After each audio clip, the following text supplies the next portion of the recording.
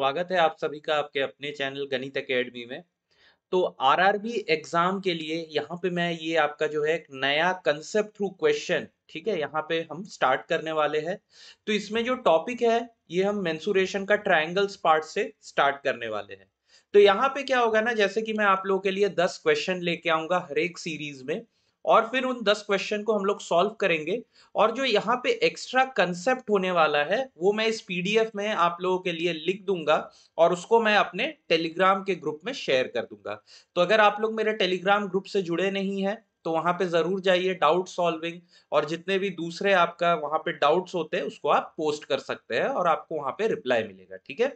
तो चलिए फिर मैं वीडियो सेशन को यहाँ पे स्टार्ट करता हूँ। तो फर्स्ट क्वेश्चन क्या है, in a right angle triangle the perpendicular is 4 centimetre larger than the base and the hypotenuse is 4 centimetre larger than the perpendicular, calculate the length of hypotenuse. तो यहाँ पे बेसिकली एक right angle triangle दिया गया है। तो right angle triangle में आपको पता होना चाहिए कि इसका जो एक एंगल होता है वो 90 डिग्री होता है, ठीक है। और यहाँ पे बेसिकली इसको हम परपेंडिकुलर बोलते हैं, इसको बेस, और ये वाले को हाइपोटेन्यूज, ठीक है। तो पाइथागोरस थ्योरम हमेशा एक ये राइट एंगल ट्रायंगल फॉलो करता है। तो पाइथागोरस थ्योरम क्या बोलता है, अगर ये इसका ए यूनिट है, ये बी यूनिट लेंथ है और ये सी यूनिट है, तो यहाँ पे a square plus b square is equal to c square होता है। तो ये आपका पाइथागोरस थ्योरम है, ठीक है।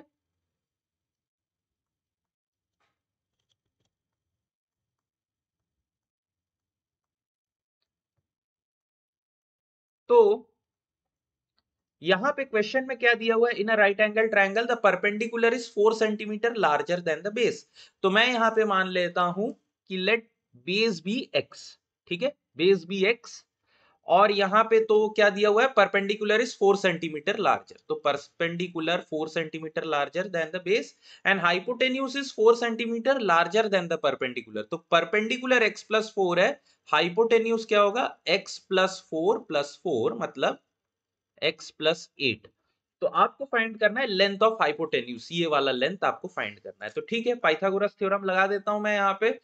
तो x square base square plus आपका परपेंडिकुलर का square x plus 4 whole square is equal to x plus 8 whole square. तो यहाँ पे अगर इसको सॉल्व करूंगा, x square plus x square 8x होगा plus 16 is equal to x square plus 16x plus 64।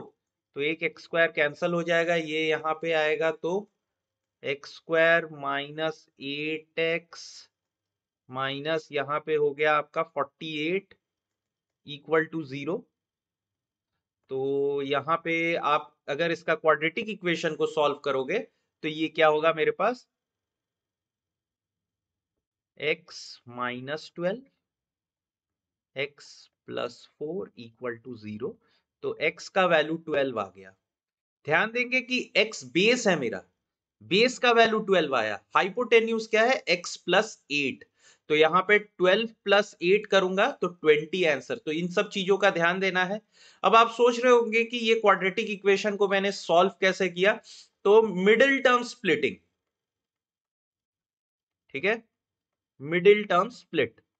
अब जब भी ऐसा क्वेश्चन आ जाता है इसके लिए फॉर्मूला तो ये होता है, अगर एक क्वाड्रेटिक इक्वेशन मेरे पास है इस फॉर्म में a x square plus b x plus c equal to 0, तो इसको मैं सॉल्व कर सकता हूं x के लिए, minus b plus minus under root of b square minus 4ac by 2a। तो यहाँ पे आपको दो वैल्यू मिलेंगे, एक बार प्लस लेके एक बार माइनस लेके। लेकिन इसका शॉर्टकट क्या होता है कि देखिए ये वाला जो टर्म है ना, c वाला, और ये बी वाला, ठीक है, सी और बी, आपको ऐसे तोड़ना है कि जब दो नंबर को मैं ऐड करूं तो मुझे बी मिल जाए, और जब मैं दो नंबर को मल्टीप्लाई करूं तो मेरे को सी मिल जाए। क्या बोला मैं, कि मुझे ऐसे दो नंबर चाहिए जिसको मैं ऐड करूं तो मुझे ये बी मिले विद साइन, है ना, ये कंप्लीट चीज बी है और ये कंप्लीट विद साइन ये जो है ये सी है, ठीक है। ये सी है। तो मुझे ऐसे दो नंबर चाहिए जिनको मैं ऐड करूं तो मुझे बी मिले, और जिनको मल्टीप्लाई करूं तो सी मिले। तो देखिए -8 -48, तो मैंने ऐसे दो नंबर ढूंढ लिए, -12 और +4। तो इन दोनों को जब ऐड करूंगा तो -8, जब मल्टीप्लाई करूंगा तो यहां पे क्या आएगा मेरे पास, -48। ठीक है, तो इस क्वेश्चन का सही आंसर क्या है, 20। नेक्स्ट क्वेश्चन क्या है, the perimeter of N isosceles triangle is 32 centimetre, it's base is 6/5 times of equal side, find the area of the triangle. तो आइसोसेलेस ट्रायंगल क्या होता है, तो ये एक ऐसा ट्रायंगल होता है कि जिसके दो साइड्स इक्वल हो। ठीक है, तो यहां पे ये दो साइड इक्वल है मेरे पास, तो x और x मान लेता हूं।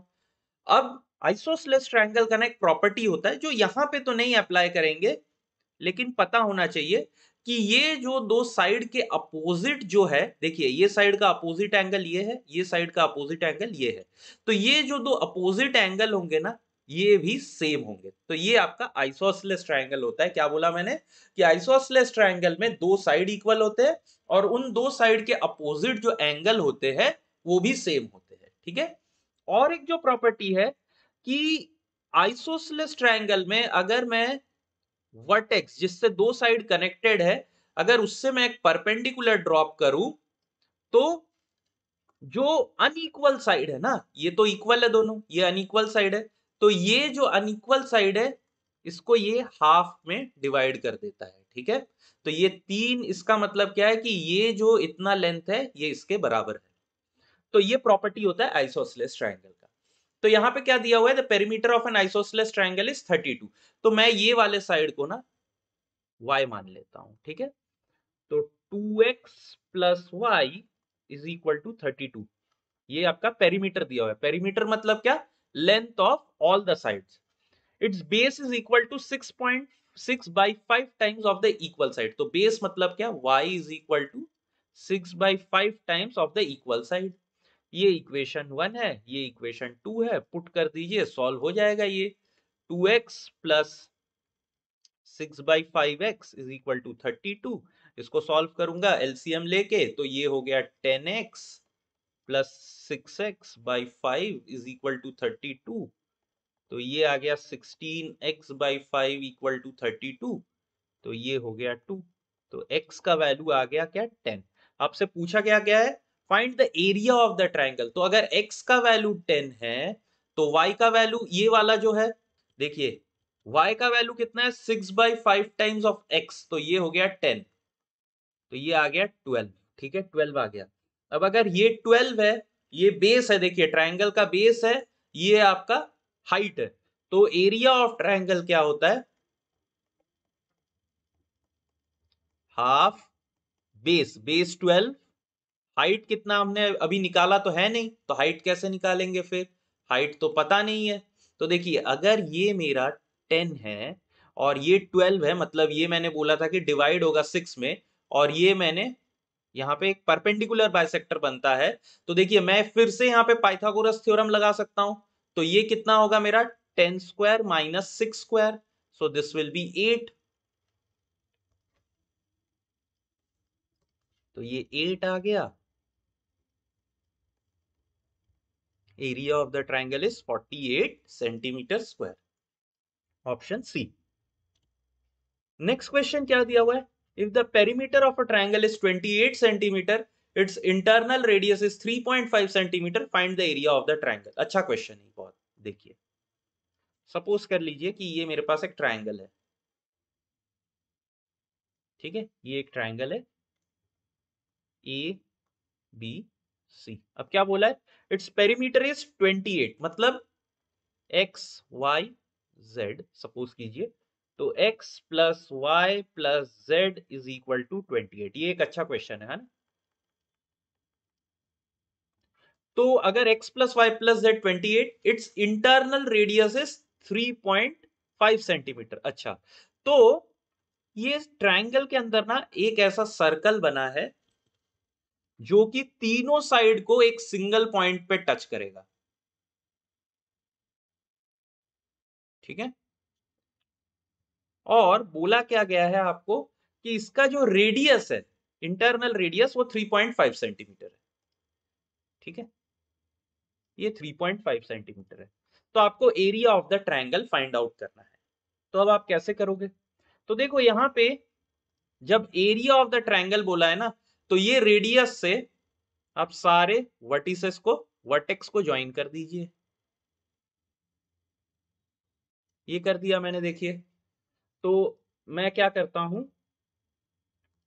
ये वाले सेंटर को मैं ओ मार्क कर लेता हूं। तो ये एरिया ऑफ द ट्रायंगल क्या होगा? Area of triangle ABC is equal to what? Area of triangle AOB। AOB मतलब ये वाला AOB plus area of triangle AOC plus area of triangle BOC। ठीक है, ये तीन ट्रायंगल का एरिया। अब यहां पे देखिए तीनों ट्रायंगल, अब क्योंकि मेरा डायग्राम यहां पे ना सही से नहीं बना है,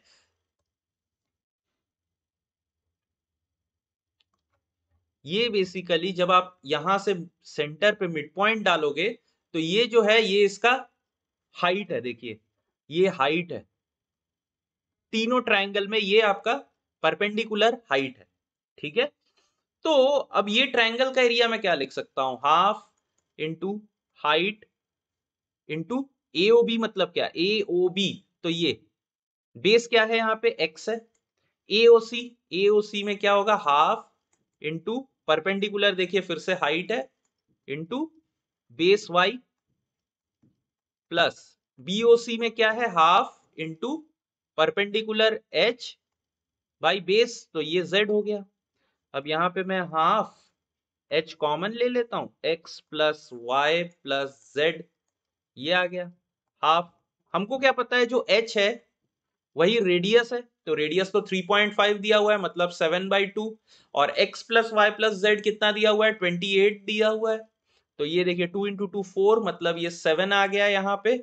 और यहाँ पे 7 इंटू 7 49 सेंटीमीटर स्क्वायर। तो इस क्वेश्चन का आंसर कितना आया? 49 सेंटीमीटर स्क्वायर। अब नेक्स्ट क्वेश्चन क्या है? The ratio of the corresponding sides of two similar triangle is 1:3 and the area of the larger triangle is 72 centimetre square. Find the area of the smaller triangle. तो similar triangle, यहां पे दो triangle दिए हुए हैं आपको,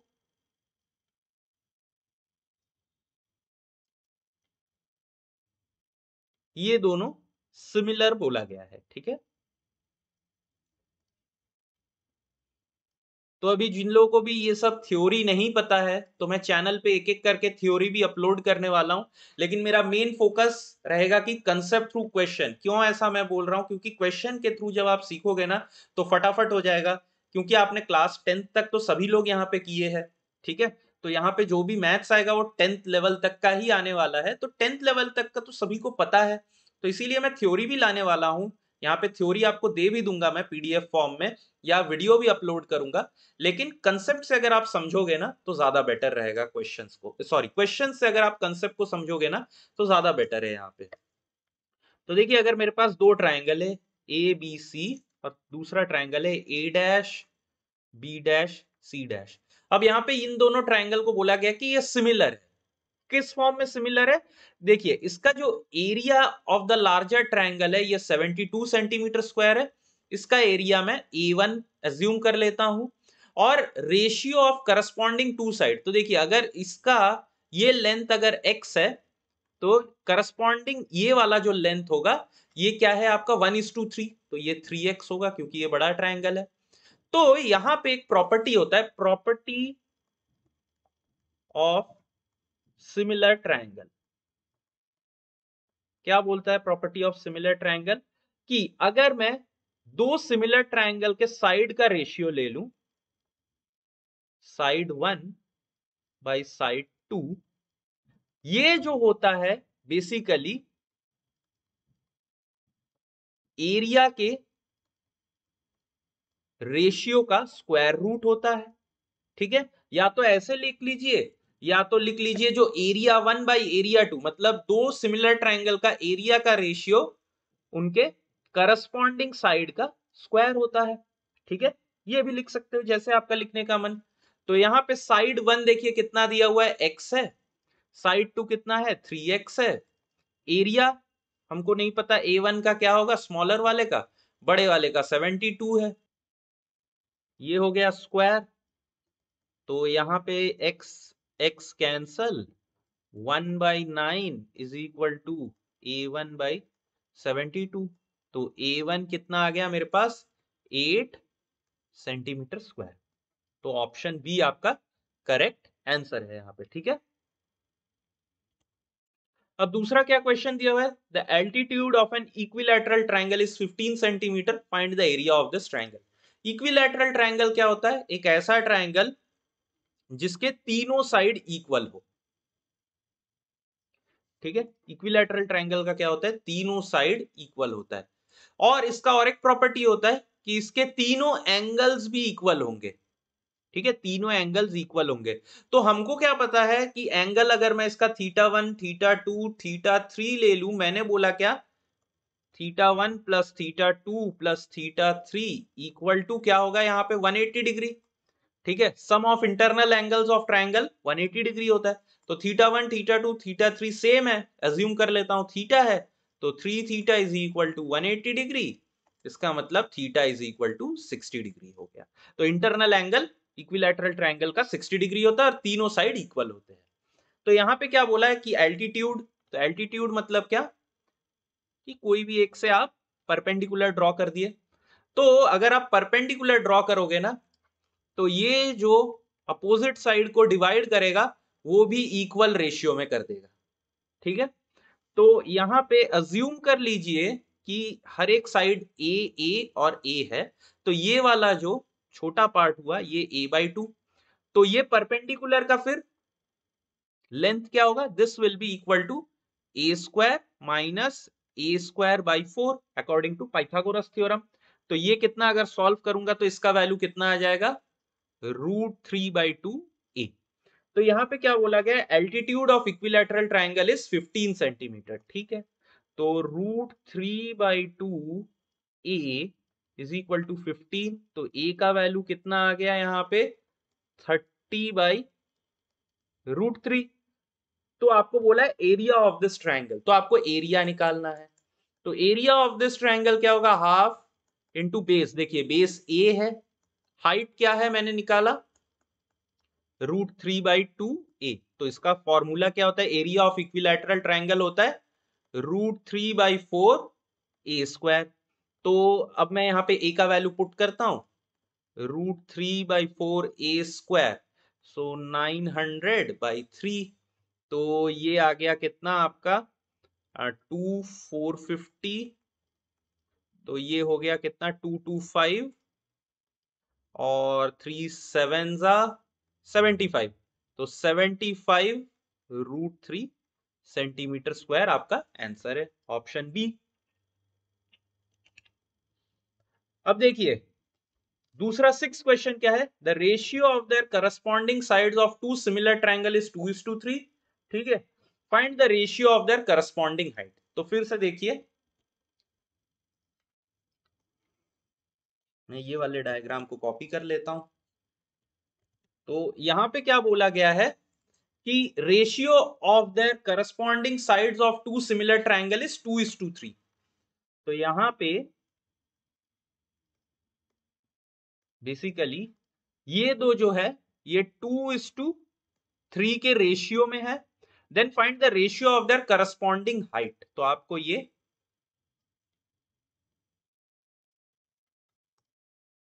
H1 और H2, तो यहां पे सिमिलर ट्रायंगल के प्रॉपर्टी से कि अगर दो ट्रायंगल सिमिलर ट्रायंगल का साइड का रेशियो है साइड 1/साइड 2, तो this will be equal to the ratio of its height.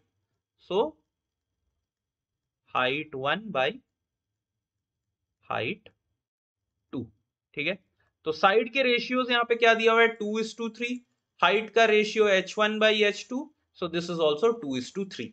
ठीक है, तो ये आपका क्या आ गया, ऑप्शन ए आपका करेक्ट आंसर है। देखिए ये जो क्वेश्चन है, in a right angle triangle the length of the hypotenuse is 2 metre less than twice the length of the shortest side, if the third side is 2 meters larger than the shortest side, what is the length of hypotenuse? First question, exactly first question का copy है, ये आप लोगों का homework रहेगा और मैं इसको सॉल्व करके अपने टेलीग्राम ग्रुप में इसके पीडीएफ में आपको इसका सॉल्यूशन मिलेगा। तो सभी लोग पहले सॉल्व करके नीचे कमेंट सेक्शन में कमेंट कीजिए, फिर टेलीग्राम ग्रुप में जाके आप ये वाले शीट से इसका आंसर देखिए, ठीक है। नेक्स्ट क्या है, an equilateral triangle is form by folding a rectangle, बहुत अच्छा क्वेश्चन है, ठीक है। क्या बोला गया है question, an equilateral triangle is form by folding a rectangle whose dimensions are 4 cm and 5 cm, what will be the area of equilateral triangle so formed?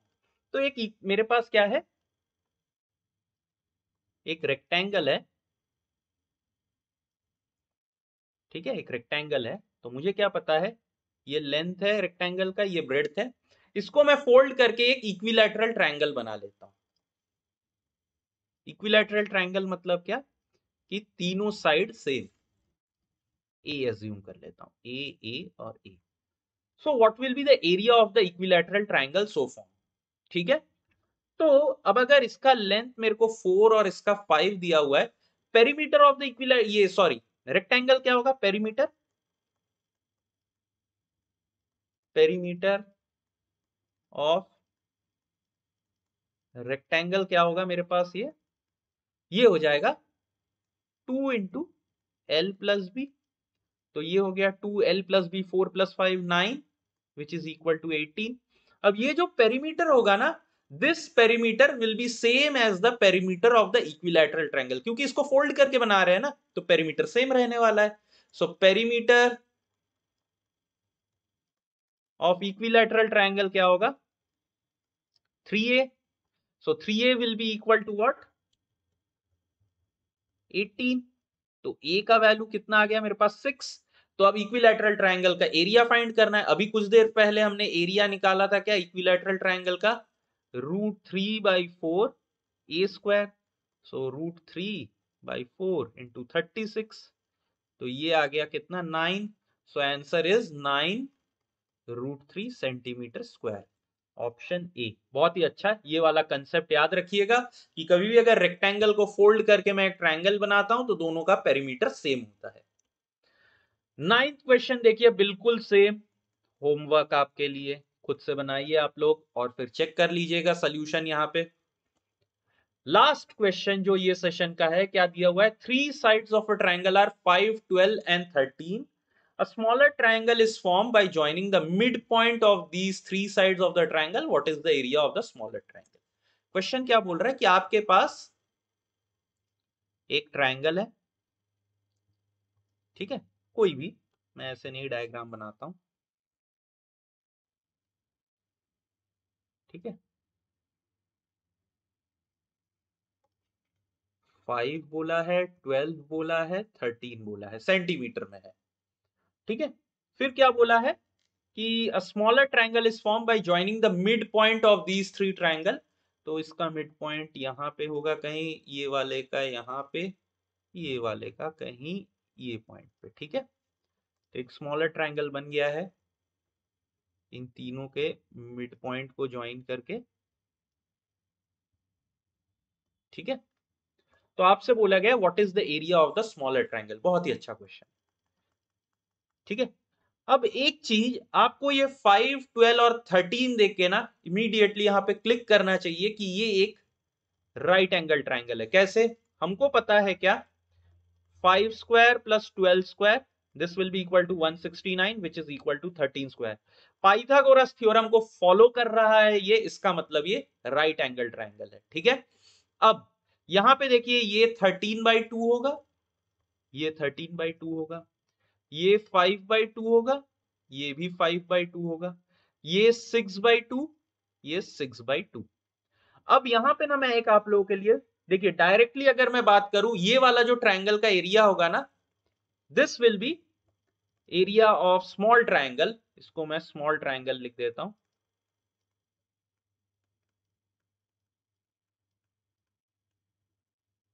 Is equal to area of big triangle divided by 4, ये 4 times होगा। ठीक है, अब मैं ये proof ना आप लोगों के लिए छोड़ दूंगा कि इसको आप प्रूफ करिए। ठीक है, इसको आप लोग प्रूफ करिए, और मैं भी इसको प्रूफ करके पीडीएफ में आप लोगों के लिए दे दूंगा। ठीक है, तो ये मैं चाहूंगा कि आप लोग इसको प्रूफ करिए। तो area of the small triangle जो कि हमसे पूछा गया है वो कि area of the big triangle divided by 4 होगा।